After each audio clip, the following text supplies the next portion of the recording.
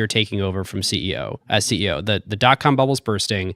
Antitrust is dominating the company's culture and the external narrative. You have this big accounting headache that you now have to deal with that affects the way your profitability is shown. But then there's a decade after that where you triple the business, but the stock price is flat. Mm-hmm. Why didn't Wall Street get?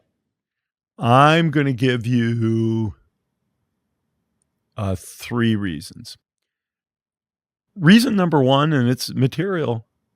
Bill and I always, so Bill and I, and then me and Bill, when I became CEO, we always were trying to tell people, don't get our stock price too high. Don't have too big expectations for us.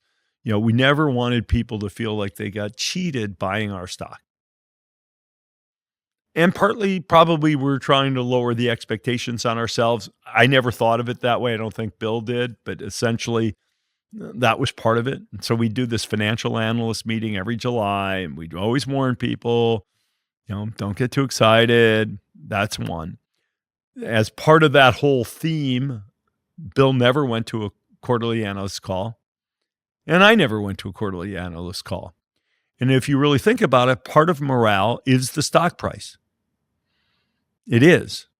And it took me a while to realize that, but I then never broke my pattern. It's sort of like going to the newspaper every day. You don't sell stock every day, so you really should only care what the stock price is when you sell stock. But people go every day, and it's kind of like, oh, did my team win last night? It's like going to the sports section and say, how did the Clips do last night? And so talking more regularly to investors and talking with not a pie-eyed, but a realistic view, guidance, we gave no guidance. I had to fight people. They wanted to give guidance, and I didn't want to give guidance. Why? Just deliver the results you get. I mean, there was a bit of a Buffett style totally. I mean, this thing going on because Bill and Warren were very good friends, and Warren didn't go to quarterly calls, I don't think, but he's Warren. I don't even know if they do quarterly calls. I don't think they they do. Yeah. So they do the annual meeting, obviously. So that's a let's call that a first reason.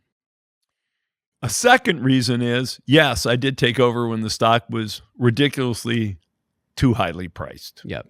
But that normalized within a year or two.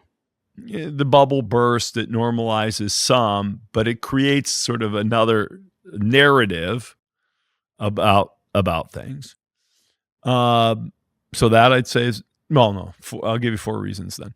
Next, I was hardcore about telling people I'm going to spend to do the things we need to do to succeed. That's not what Wall Street likes to hear. No, but I was viewed as a spender. And I was much louder on this than Satya is on anything financial, because it's kind of how I'm programmed. He's programmed a little differently. And Amy is more balanced. I mean, she'll talk about balance, and I would say, we're going to win with Surface.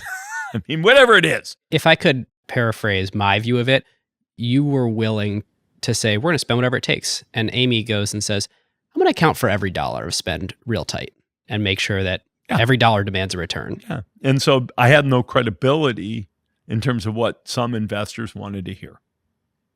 Okay. And my actions were consistent with that. It's not like they were inconsistent. And then lastly, people did worry about the future of a couple of our franchises, most notably Windows. So you get all these things, narrative, transition from high price, some issue about franchises and me being a big spender. No wonder the stock stayed flat. And by the end of my tenure, it was even bothering me. Yeah, when did it start to bother you? Towards the end. I mean, at some point I just got too tired. But by then it was also probably hard for me to reset that dialogue, for me to go to investors and say, I'm a changed man. I'm not going to spend anymore. Nobody was going to believe that shit. Right. They just wouldn't have believed it, right? I mean, you can't come in and say,